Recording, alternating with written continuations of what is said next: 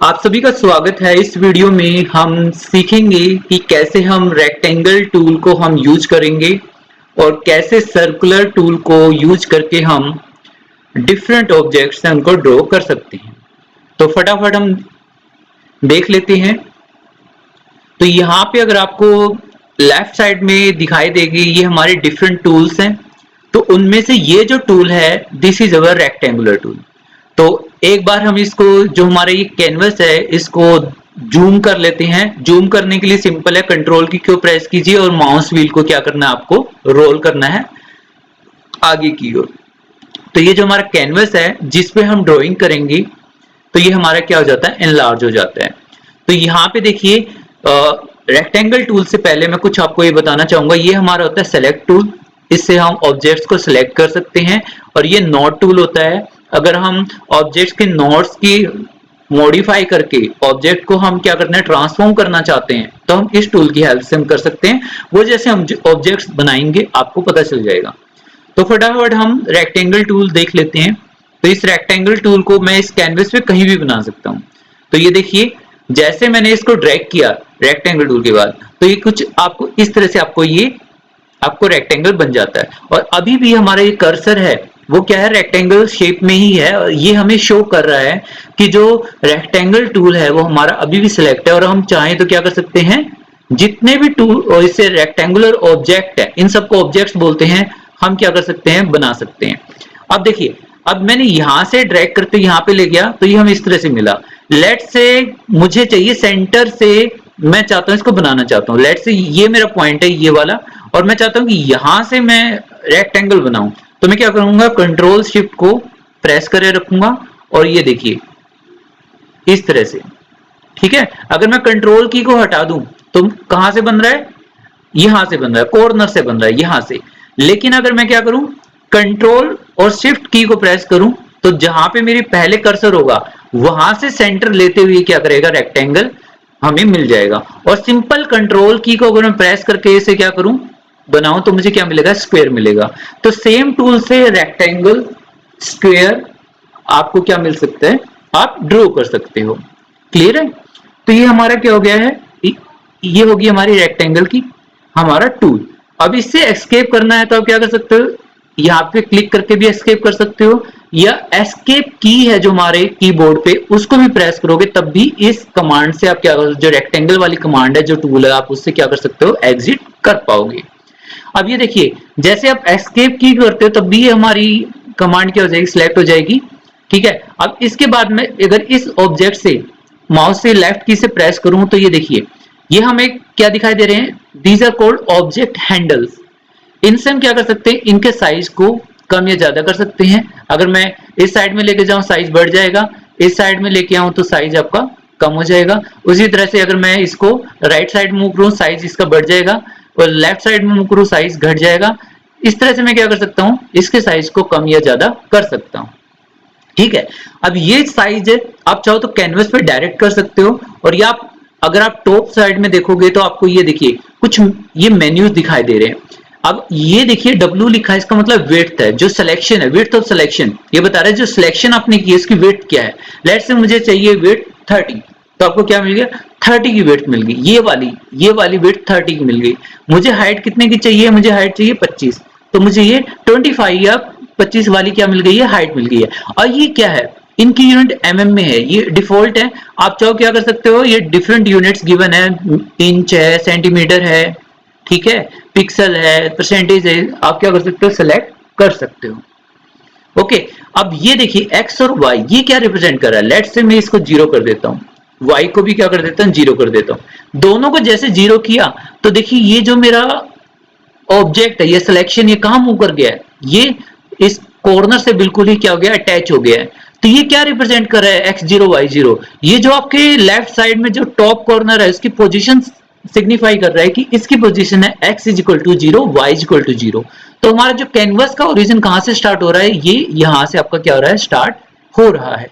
और आपको चाहिए कि लेट से आपको यहाँ पे 10 किया, यहाँ पे भी आपने क्या किया, 10 किया, तो आप क्या कर सकते हो, यहाँ पे x और y की वैल्यू को स्पेसिफाई करके आप अपने सिलेक्शन को, ऑब्जेक्ट को क्या कर सकते हो, उसकी पोजीशन को कैनवस पे स्पेसिफाई कर सकते हो। ये बहुत ही हेल्पफुल होती है जब भी हम कोई थीसिस लिख रहे हैं, एमटेक की रिपोर्ट हम प्रिपेयर कर रहे हैं, कोई रिसर्च पेपर कर रहे हैं, वहां हमें ड्राइंग्स बनानी होती है, डायग्राम्स बनाने होते हैं, तो वहां पे हमारे लिए ये कंट्रोल्स हैं, जो फ्लेक्सिबिलिटी हमें इंकस्केप में मिलती है, वो हमारे लिए क्या रहती है, बेनिफिशियल रहती है। ठीक है, अब इसके बाद है नेक्स्ट। अब देखिए ये हमारे टू हैंडल सेलेक्ट है, मैं दोबारा लेफ्ट बटन है माउस का, उसे क्लिक करूंगा तो देखिए ये हमारे क्या हो गए, चेंज हो गए, ये जो हैंडल है वो चेंज हो गए। अब ये वाले हैंडल ये आपको देखिए इस तरह से दिखाई दे रहे हैं, इससे हम क्या कर सकते हैं, इसको रोटेट कर सकते हैं। इसको मैंने क्लॉकवाइज ट्रैक किया तो ये क्लॉकवाइज में रोटेट कर गया, एंटी क्लॉकवाइज करूं तो एंटी क्लॉकवाइज रोटेट करेगा। अब फ्लूइड मैकेनिक्स का केस लेते हैं, वहां पे ऑब्जेक्ट क्या करता है, रोटेट करता है। तो अगर आपको रोटेशन दिखानी है तो इन हैंडल्स को यूज करके आप क्या कर सकते हो, ऑब्जेक्ट को रोटेट करा सकते हो। अब आते हैं कि ये वाले हैंडल्स क्या काम करते हैं। लेट्स से मैं इसको क्या करता हूं, मूव करता हूं। अब ये देखिए ये क्या हो गया, डिस्टोर्ट हो गया, ये ऑब्जेक्ट शेयर कर गया है। तो अगर आपको किसी ऑब्जेक्ट को शेयर करना है तो आप क्या कर सकते हो, इनको यूज कर सकते हो। आप शेयरिंग दोनों में दिखा सकते हो, वाई डायरेक्शन में शेयरिंग दिखा सकते हो, एक्स डायरेक्शन में शेयरिंग दिखा सकते हो, यूजिंग दीज 4 हैंडल्स। क्लियर है, तो इन सभी को यूज करके आप क्या कर सकते हो, आप शेयरिंग दिखा सकते हो। ठीक है जी, अब ये हमारा हो गया कंट्रोल्स का। अब नेक्स्ट आता है, लेट से आपको ये जो कॉर्नर है, देखिए ये कॉर्नर शार्प कॉर्नर है, आप कहते हो मुझे शार्प कॉर्नर नहीं चाहिए, फिर हम आएंगे नोट टूल पे। अब नोट टूल को यहां से भी सिलेक्ट कर सकते हो या कीबोर्ड पे एन को भी सिलेक्ट करोगे तो आपको ये आपका क्या हो जाएगा, नोट टूल एक्टिवेट हो जाएगा। और उसके बाद जिस भी सिलेक्शन पे आप जाके क्या करोगे, जिस भी ऑब्जेक्ट पे जाके सिलेक्ट करोगे वहां पे ये नोट्स हमारे एक्टिवेट हो जाएंगे। अब ये जो दो आपको नोट दिखाई दे रहे हैं इससे सिर्फ साइज कम या ज्यादा होता है, लेकिन ये जो सर्कुलर नोड है इससे ही हमें क्या मिलती है, देखिए ये जो शार्प कॉर्नर थे ये क्या हो गए हमारे सर्कुलर कॉर्नर में क्या हो गए हैं, हमारे ये कन्वर्ट हो गए हैं, आर्क्स में ये कन्वर्ट हो गए हैं। तो कई बार हमें ऐसा ऑब्जेक्ट चाहिए तो हम क्या कर सकते हैं, इनकी हेल्प से हम क्या कर सकते हैं, जो शार्प एज उनको सर्कुलर एज में क्या कर सकते हैं, कन्वर्ट कर सकते हैं। आई होप अभी तक आप सभी को रेक्टेंगल टूल से रिलेटेड कि कैसे हम रेक्टेंगुलर ऑब्जेक्ट, स्क्वायर ऑब्जेक्ट, उसके साइज को कैसे कंट्रोल कर सकते हैं, कैनवस में पोजीशन कैसे करना है, उसको हम डिस्टोर्ट करना है, डिफॉर्म करना उसकी शेप को, उसके साइज को कम या ज्यादा करना है, या शार्प कॉर्नर्स है उसको हमें क्या करना है, सर्कुलर कॉर्नर में कन्वर्ट करना है, वो कैसे करते हैं वो आप सभी को यहाँ से क्लियर हो गया होगा। फिर भी कोई आपको दिक्कत आती है तो आप कमेंट में आप क्या कर सकते हो, मुझसे पूछ सकते हो और इस वीडियो को दोबारा से प्ले करके यहाँ से देख सकते हो। अब हम आते हैं कलरिंग पे, कलर कैसे करना है इसको, इसके जो आपकी ये देखिए ये जो बाउंड्री लाइन है इसकी विड्थ को कम या ज्यादा कैसे करना है। ये अभी क्या है, सॉलिड लाइन है, मुझे सॉलिड नहीं चाहिए, मुझे डैश डैश लाइन चाहिए या मुझे बाउंड्री लाइन चाहिए नहीं, तो कैसे करें। तो सबसे पहले तो इसको हम क्या करेंगे, सिलेक्ट कर लेंगे। ठीक है, सिलेक्ट करने के बाद ये ऑब्जेक्ट मेन्यू पे जाएंगे और यहाँ पे आएंगे फिल एंड स्ट्रोक पे। जैसे फिल एंड स्ट्रोक पे आएंगे तो आपका ये हमारा क्या हो जाएगा, ये टैब ओपन हो जाएगा, एक तरह की ये हमारे वर्टिकल विंडो है, ये हमारी पॉपअप कर जाएगी। तो यहाँ पे देखिए सबसे पहला ये टैब दिखाई दे रहा है, इसमें ये हमारा क्रॉस का साइन है, इसे सिलेक्ट करेंगे तो क्या होगा, तो इसका मतलब नो पेंट। अभी आपको दिखाई दे रहा है कोई पेंट नहीं है, इस के अंदर का ये जो पेंट है क्या है, कोई पेंट नहीं है, तो ये होता है। लेकिन अगर मुझे पेंट चाहिए तो मैं क्या जाऊंगा, ये फ्लैट कलर पे जाऊंगा और लेट से कि मुझे कोई पेंट चाहिए तो मैंने ये सिलेक्ट किया, देखिए ये कलर आ गया। ये होता है आरजीबी, मतलब रेड ग्रीन ब्लू, ये कॉम्बिनेशन डिफरेंट कॉम्बिनेशन। देखिए ये आप दिखाई दे रहा कर्सर, इसको मैं जैसे मूव करूंगा उसके कॉरस्पॉन्डिंग इस ऑब्जेक्ट की क्या है, कलर चेंज हो रहा है। ठीक है, इसको भी मूव करूंगा तो क्या कर सकते हैं, ये कलर हम डिफरेंट, हम जितने चाहें डिफरेंट टाइप्स के हम कलर हम क्या कर सकते हैं, जनरेट कर सकते हैं। ये सबसे लास्ट वाला जो ये बार है ये क्या है, ये रिप्रेजेंट कर रहा है ओपेकनेस, मतलब ओपेसिटी कितनी है। कई बार हमें क्या होता है, ट्रांसपेरेंट ऑब्जेक्ट चाहिए होता है, तो जैसे जैसे मैं इसकी ओपेसिटी को कम करूंगा ये हमारा ऑब्जेक्ट क्या हो जाएगा, ये ट्रांसपेरेंट होता जाएगा। अभी आपको इतना पता नहीं चलेगा, लेकिन जब आप क्या करते हो, एक ऑब्जेक्ट के ऊपर दूसरा ऑब्जेक्ट ड्रॉ करते हो, ठीक है, तब आपको रियलाइज होगा कि what is the meaning of this opacity and transparentness. एक तो यहां से हम कर सकते हैं डायरेक्ट, या फिर मैं क्या कर सकता हूँ, यहाँ पे वैल्यूज लिख सकता हूँ। Let's say this is 120, this is 100, this is let's say 240। ठीक है, तो इससे क्या हो गया, मुझे एक यूनिक कलर मिल गया जो आपको यहाँ पे दिखाई दे रहा है। लेट्स से मैं इसको कर देता हूँ 50 कर देता हूँ, तो मेरा कलर थोड़ा चेंज हो गया है। इसको 240 की जगह 120 कर दिया, तो ये हमें कलर में चेंजेस दिख रहे हैं। और इसको भी मैंने 50 किया, तो ये हमें डिफरेंट कलर मिल रहा है। ठीक है, और ये आपको इतने कम चेंजेस है। आप कह रहे हो कि यहाँ आप वैल्यूज चेंज कर रहे हो लेकिन कलर यहाँ क्यों नहीं हो रहा, तो यहाँ ध्यान से देखिए, ये ट्रांसपेरेंट मोड अभी हमारा क्या एक्टिव है। अगर मैं इसको 100 कर दूं तो मुझे क्या मिल जाएगा, मुझे ओपेक कलर मिल जाएगा। अब ये ऑब्जेक्ट ओपेक है तो ये ट्रांसपेरेंट नहीं है, तो हमें ट्रू कलर इसका मिल जाएगा। और उसके कोरस्पॉन्डिंग इन चारों कॉम्बिनेशन के कोरस्पॉन्डिंग यहाँ पे कोड जनरेट हो गया है। इस कोड को हम कैसे यूज कर सकते हैं, लेट्स से मुझे एग्जैक्ट कलर चाहिए इसी ऑब्जेक्ट पे, तो मैं क्या करूंगा, ये जो कलर है इसको मैंने क्या कर लूंगा, कंट्रोल सी से कॉपी कर लूंगा। उसके बाद मैं इस ऑब्जेक्ट को सिलेक्ट करूंगा। अब ये देखिए, इसमें कोई कोड नहीं है, इसमें ये कोड आपको दिखाई दे रहा है, और यहाँ पे क्या करूंगा, मैं इसे पेस्ट कर दूंगा, तो मुझे सेम कलर मिल गया। अदरवाइज क्या होता है कि सेम कलर जनरेट करना मुश्किल हो जाता है, लेकिन आप क्या कर सकते हो, एक बार आपने कोड जनरेट किया तो सभी ऑब्जेक्ट्स में, लेट्स से मैंने यहाँ पे भी क्या कर दिया, सेम कलर को पेस्ट कर दिया, तो ये सेम कलर हमें मिल जाएगा।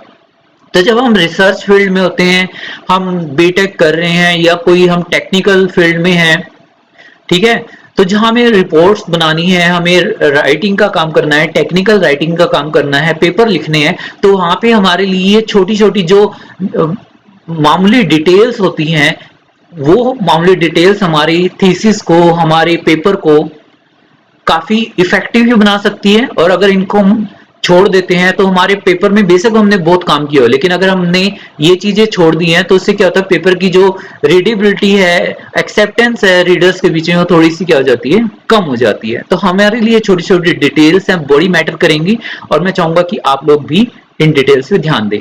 तो ये हमारा टैब होता है। लेट्स से मैंने सेलेक्ट किया, देखिए कोई कलर नहीं आ रहा, नो पेंट, लेकिन फ्लैट कलर पे आ गई ये। उसे अब नेक्स्ट होता है ग्रेडियंट। अभी देखिए ग्रेडियंट दिखाई दे, यहाँ मैक्सिमम कलर है, ये धीरे धीरे कलर फेड हो रहा है। नॉर्मली हमें ग्रेडियंट कलर की इतनी रिक्वायरमेंट नहीं होती है, आर्टिस्ट टाइप के लोग होते हैं उनको ज्यादा जरूरत होती है, तो इंजीनियर्स के लिए ये दो कलर आपके लिए क्या है, मेन है। ठीक है, उसके बाद आते हैं हम स्ट्रोक पेंट, ये दूसरा हो गया। स्ट्रोक पेंट में देखिए, लेट्स से कि मुझे ये अभी देखिए ब्लैक कलर है, मुझे ब्लैक कलर नहीं चाहिए। ठीक है, तो क्या होगा, सबसे पहले सिलेक्ट कर लेंगे, मुझे कौन सा फ्लैट कलर चाहिए, फ्लैट कलर में कौन सा चाहिए है, ये यहाँ पे मुझे ये वाला कलर चाहिए। तो आप देखिए, जैसे मैं दिखाऊंगा आपको, ये क्या है, इस तरह से आपको कलर ब्लैक से ये डिफरेंट कलर में आ गया है। और उसके कोरस्पॉन्डिंग यहाँ पे देखिए आपको क्या दिखाई दे रहा है, आपको ये कलर कोड दिखाई दे रहा है। और आप चाहते हो कि कोई मुझे एड चाहिए नहीं, कोई बाउंड्री लाइन चाहिए नहीं, तो क्या करोगे, नो पेंट पे जाओगे। आप देखिए इस पे आपको कोई बाउंड्री लाइन दिखाई नहीं दे रही। देयर आर मेनी सिनेरियो जहां पे आपको बाउंड्री लाइन नहीं चाहिए होती है, और वहां पे आप क्या कर सकते हो, नो पेंट सिलेक्ट करके स्ट्रोक पेंट में आप क्या कर सकते हो, बाउंड्री लाइन को हटा सकते हो। फिलहाल हम इसे सिलेक्ट कर लेते हैं। ठीक है, और ये हमारा, अब नेक्स्ट आता है स्ट्रोक स्टाइल पे। अब देखिए स्ट्रोक स्टाइल में सबसे पहले विड्थ है, ये लाइन की विड्थ क्या, अगर मुझे लाइन की विड्थ है ज्यादा चाहिए तो मैं यहां से वेरी कर सकता हूं। अभी देखिए मैं आपको जूम इन करके दिखाता हूं।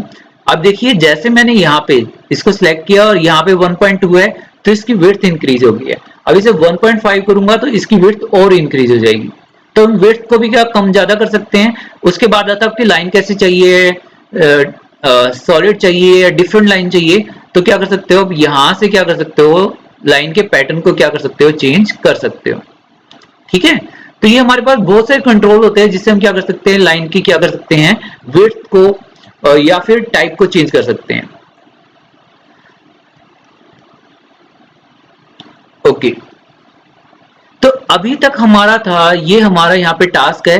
अब देखिए एक तो था फिल एंड स्ट्रोक से हम कलर को फिल कर सकते हैं। ये आपको बॉटम में दिखाई दे रहे होंगे बहुत सारे डिफॉल्ट कलर है। लेट से मुझे इसको कलर देना है, ये डिफॉल्ट कलर है, इसमें आपके पास फ्लेक्सिबिलिटी ज्यादा नहीं होती, जो कलर दिखाई दे रहा है आपको वही सिलेक्ट करना होता है। ये आपने इसके लिए ये सिलेक्ट कर लिया। लेट से इसके लिए मैं क्या करता हूँ, हम ये एक्वा कलर सिलेक्ट कर लेते हैं। इसके लिए मुझे क्या करना है, ये वाला कलर सिलेक्ट कर लिया। तो यहाँ से आप क्या कर सकते हो, डिफॉल्ट कलर कर सकते हो। और अगर मैं, ये देखिए ऑब्जेक्ट हमारा सिलेक्ट है, ये इस ऑब्जेक्ट को ले लीजिए, ये ऑब्जेक्ट सिलेक्ट है। मैं शिफ्ट की को प्रेस करके अब मैं किसी ऑब्जेक्ट को चूज करूं तो उससे जो कलर सेलेक्ट होगा वो एजेस का कलर सेलेक्ट होगा। मैं आपको थोड़ा सा जूम इन कर दिखाता हूं। ये देखिए अगर मैं शिफ्ट की को प्रेस करके इन कलर को चूज करता हूं तो क्या होता है, सॉरी, पहले ऑब्जेक्ट को सिलेक्ट कर लेते हैं। अब इन कलर को सिलेक्ट करूंगा तो क्या होगा, ये देखिए ऑब्जेक्ट है जो ये बाउंड्री लाइन है उसका कलर क्या हो जाएगा, चेंज हो जाएगा। तो आपको शिफ्ट की से अगर आप क्या करते हो, शिफ्ट की प्रेस करके इन कलर को चूज करोगे तो बाउंड्री लाइन का कलर चूज होगा। और विदाउट प्रेसिंग द शिफ्ट की अगर आप किसी कलर को क्या करोगे, इसको सिलेक्ट किया और मैं कोई भी कलर को कर रहा हूं तो क्या हो जाएगा, हमें इसके जो ये बाउंडेड एरिया है, जो ये बाउंड्री लाइन जिस एरिया को ये बाउंड कर रहा है उसका कलर आपको ये यहाँ पे मिल जाएगा। ठीक है, तो ये इस तरह से हम क्या कर सकते हैं, डिफरेंट वे से हम क्या कर सकते हैं, किसी ऑब्जेक्ट के कलर को क्या कर सकते हैं, चूज कर सकते हैं। ठीक है, अब नेक्स्ट है हमारा सर्कुलर टूल। अब इस टूल की हेल्प से हम सर्कल्स, एलिप्स और आर्क्स क्या कर सकते हैं, जनरेट कर सकते हैं। तो मैं इसको सिलेक्ट कर लिया और अगर मुझे सर्कल चाहिए तो मैं कंट्रोल की को प्रेस करूंगा और इसको ड्रैग करूंगा। अब आप कहोगे ये कलर तो सेम वही कलर है जो इसका कलर है, इसके बाउंड्री लाइन का सेम कलर है, वही कलर है। क्यों ऐसा है, क्योंकि हमने जो प्रीवियसली जो कलर चूज किया था, जो लाइन की विड्थ चूज की थी, इंकस्केप उसको क्या करता है, याद रखता है। अगर आपको ये है कि नहीं मुझे सेम विड्थ नहीं चाहिए है, सेम कलर नहीं चाहिए, तो आप फिल एंड स्ट्रोक में जाओगे। फिल एंड स्ट्रोक में क्या कर सकते हो, यहाँ पे जो भी है आप इसकी विड्थ कम कर सकते हो। ठीक है, तो आप इसका स्टाइल चेंज कर सकते हो इस तरह से। अगर आपको चाहिए कि मुझे कोई बाउंड्री लाइन चाहिए नहीं है तो आप क्या कर सकते हो, उसको भी चेंज कर सकते हो। ठीक है, ये हो गया हमारा सर्कल। और अगर आप कंट्रोल की प्रेस ना करके फिर इसे ड्रैग करते हो तो आप क्या कर सकते हो, आप जैसे मर्जी चाहो यूजिंग द माउस आप क्या कर सकते हो, एलिप्स बना सकते हो। ठीक है, तो आप जैसे मर्जी इसको चेंज कर सकते हो। अगेन हम सिलेक्ट की पे जाएंगे, जैसे सिलेक्ट की हैंडल्स आ गए, ये हैंडल वही है। आप इसके साइज को कम ज्यादा करना है वो यहां से कर सकते हो, या फिर यहां से भी आप क्या कर सकते हो, इसके साइज को कम या ज्यादा कर सकते हैं। लेट से इसको 20 किया और इसको भी मैंने 20 किया और मुझे क्या मिल गया, सर्कल मिल गया।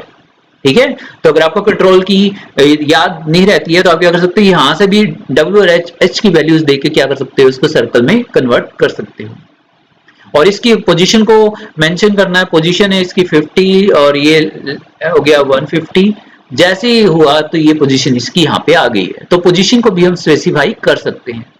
अब दोबारा से मैं इस पे क्या करता हूँ, देखिए हमारा सिलेक्ट टूल ऑन है और ये ऑब्जेक्ट सिलेक्टेड है। मैं दोबारा से लेफ्ट बटन है माउस का, प्रेस करूंगा तो मुझे क्या मिल गया, दूसरे वाले मिल गए। अब यहाँ पे इनका कोई बेनिफिट नहीं है बिकॉज सर्कुलर ऑब्जेक्ट रोटेट करोगे पता नहीं चलेगा, लेकिन यहां से देखिए इनको करके मैं क्या कर सकता हूँ, सर्कुलर ऑब्जेक्ट की क्या कर सकता हूँ, एलिप्सिटी को क्या कर सकता हूँ, मैं इंक्रीज किया डिक्रीज कर सकता हूँ। ठीक है, तो ये हमारा क्या हो गया है, ये हमारा इसका यूज हो गया है। और ये देखिए अब बात आती है नोड पे। अगर मैं नोड सिलेक्ट करूं तो देखिए इससे तो साइज कम ये ज्यादा होते हैं, लेकिन अगर मैं क्या करूं, ये सर्कुलर नोड है, देखिए अब ये गायब ही हो गया है। ठीक है, अगर आपको क्या चाहिए, बस क्या चाहिए, देखिए इस तरह का एक सर्कुलर क्या चाहिए, स्लाइस चाहिए, तो इस तरह से आपकी मिल गई। थोड़ा और इंक्रीज करेंगे तो ये मिल जाएगा। ठीक है, और अगर आप ये देखिए इसको इधर ले आएंगे तो आपको इस तरह से मिल गया। ठीक है, तो आप क्या कर सकते हैं, ये देखिए इस तरह से आपके क्या है, ये आपका आर्क आपको मिल सकती है। अब आपको की स्लाइस चाहिए, लेट से आप यहाँ पे लेके आए, आपको ये आए, आप कहते हो कि मुझे ये कलर नहीं चाहिए, तो कोई बात नहीं है, सिंपल नो कलर सेलेक्ट करो, आपको क्या मिल गई, सिंपल एक लाइन मिल गई है। इस तरह से सर्कुलर आर्क आपको मिल चुकी है। तो आप क्या कर सकते हो, इस तरह से आप सर्कुलर नॉन सर्कुलर ऑब्जेक्ट्स को क्या कर सकते हो, with the help of these rectangular and circular tools की हेल्प से क्या कर सकते हो, जनरेट कर सकते हो। उम्मीद करता हूं कि आप सभी को आज का वीडियो समझ में आया होगा कि कैसे रेक्टेंगल टूल को यूज करना है, सर्कुलर टूल को यूज करना है, और कैसे इन टूल्स को यूज करके हम आगे देखेंगे कि हमारी थीसिस है, उनमें जो ड्राइंग्स है उनको कैसे हम इंप्रूव कर सकते हैं। अगर आपको आज की वीडियो पसंद आई हो तो प्लीज इस चैनल को सब्सक्राइब कर लीजिएगा, वीडियो को लाइक करिएगा, कमेंट करिएगा और अपने कलीग्स में, अपने फ्रेंड्स में शेयर कीजिएगा ज्यादा ज्यादा, इससे मोटिवेशन मिलता है और ज्यादा वीडियोस बनाने के लिए।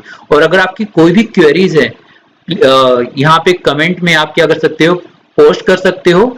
और जैसे वीडियोस आएंगी और वीडियोस आएंगी, आपको लाइंस के बारे में बताया जाएगा, बेजर कर्व्स हैं उनको कैसे ड्रॉ किया जाता है।